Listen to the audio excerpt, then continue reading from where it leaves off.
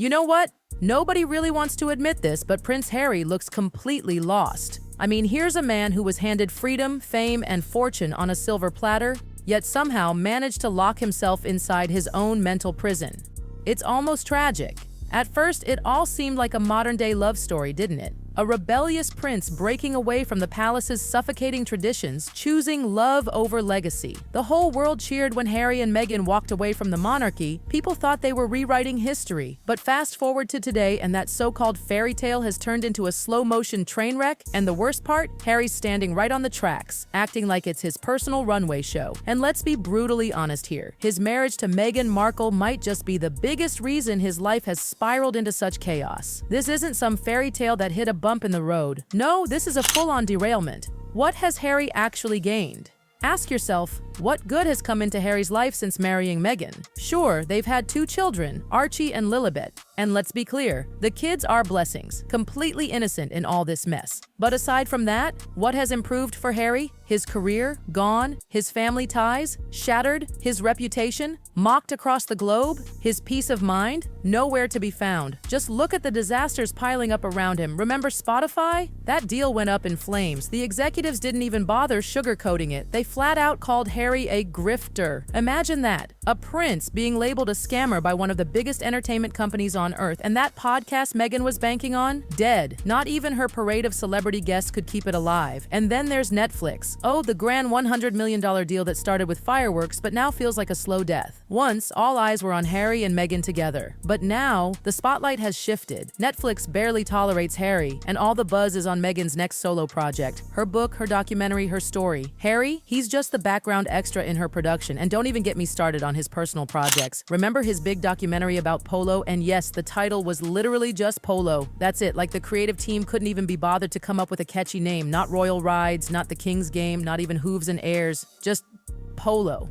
Nobody cared, nobody watched. Honestly, not even the horses featured in it would have tuned in if they had Netflix. Court cases and crumbling image. And what happens every time Harry opens his mouth?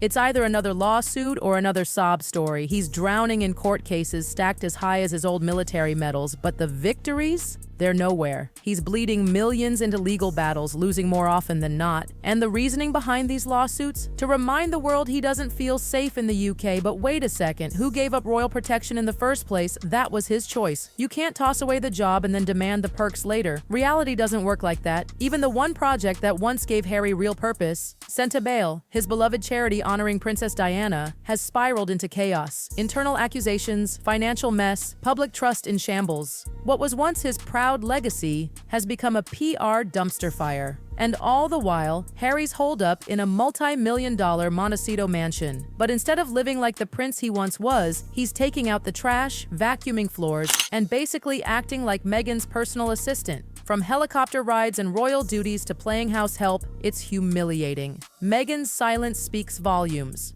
And Meghan, what's she doing through all this collapse? Nothing. Absolute silence. Like she's already checked out emotionally. She's still legally married to him, sure.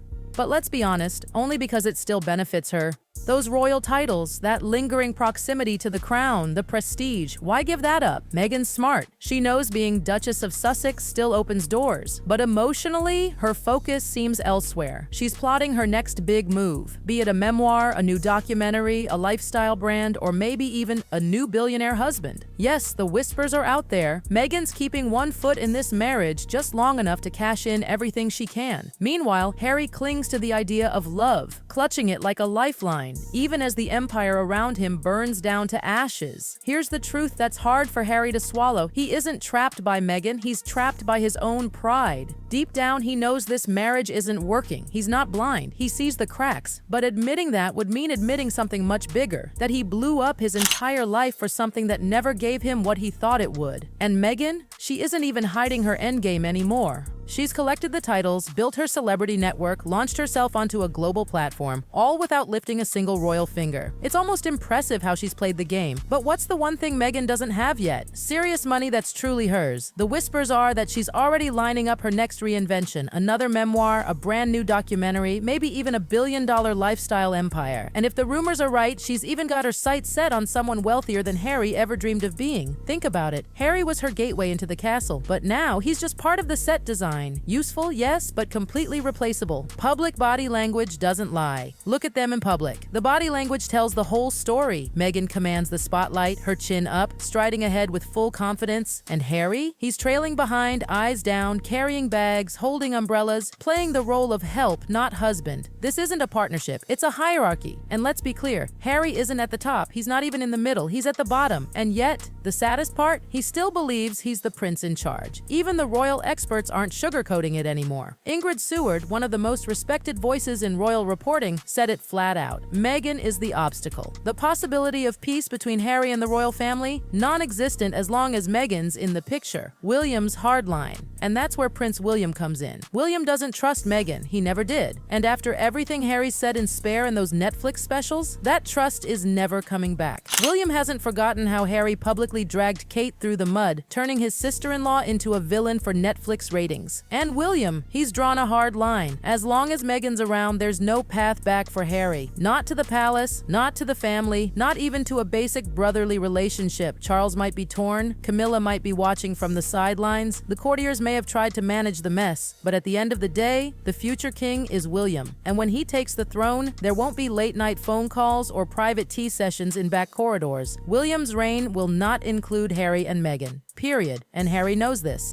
That's why even through his anger, he keeps slipping hints in interviews and memoirs that he longs for his father's approval, for his brother's bond again. But here's the problem. He wants reconciliation without responsibility. He wants forgiveness without truly facing the damage he caused. He wants both worlds, the California mansion and royal respect, freedom from duty and the perks of the throne. But that's not how life works. At some point, Harry has to choose. If you thought the family drama was the only storm circling Harry, think again. His finances are a mess, and honestly, it's getting embarrassing. For someone who once had royal payroll cushioning every expense, Harry sure knows how to burn through cash at record speed. Court cases alone, they've drained him of millions. He's suing governments, newspapers, anyone who dares cross his name. And the results? Loss after loss, humiliation after humiliation. Instead of repairing his image, he's only making himself look like a legal liability. The kind of liability that makes business partners nervous, investors back away, and companies quietly cut ties. Meanwhile, Meghan's not slowing down. She's gearing up for her solo run. The book deal whispers, already out there. A total rebrand on Netflix? Basically inevitable. And if you believe the louder rumors, Meghan's even looking at her next big catch. A man with deeper pockets than Harry could ever dream of. Someone in the Rupert Murdoch League. Sounds outrageous, right? But when you really think about it, it makes sense. Meghan is ambitious, clever, and transactional. Harry was her golden ticket to royalty, her way into the palace's glitter. But now he's a faded headline. He's not the story anymore. He's the footnote, becoming irrelevant by the day. And that's the saddest part. Every day Harry stays stuck in this marriage, he slips further into irrelevance. The royal family? They've closed the gates. No warm welcome, no slow rebuild. They won't even consider opening the door until Meghan's out of the picture. The public? They're exhausted. The narrative of Harry the brave escapee who broke free for love? That image crumbled a long time ago. People see the contradictions clear as day. He preaches about valuing privacy, then cashes in by spilling every private detail of his life. He talks about trauma and healing, but in a way that feels more like exploitation than honesty. And worst of all, the Harry we once knew, the fun-loving, cheeky, army-serving prince, is gone. What's left is a man sulking in million-dollar mansions, weighed down by resentment and regret. Miserable. William holds the key. Here's the kicker. This isn't even about Charles anymore. Not Camilla, not the palace courtiers. The one holding the real key is William. And William has made it crystal clear. No Meghan, or there's no way forward. Forgiveness might be possible someday, but not with her still at Harry's side. That's the line in the sand. And Meghan, she knows it, which is exactly why she's hedging her bets. She's keeping this marriage alive just long enough to squeeze every last drop of prestige, titles, and influence from it. The moment Harry becomes more of a liability than an asset, she'll drop him, just like she dropped her ex-husband, just like she dropped her father, just like she's cut off siblings and old friends. The pattern's there, everyone's seen it.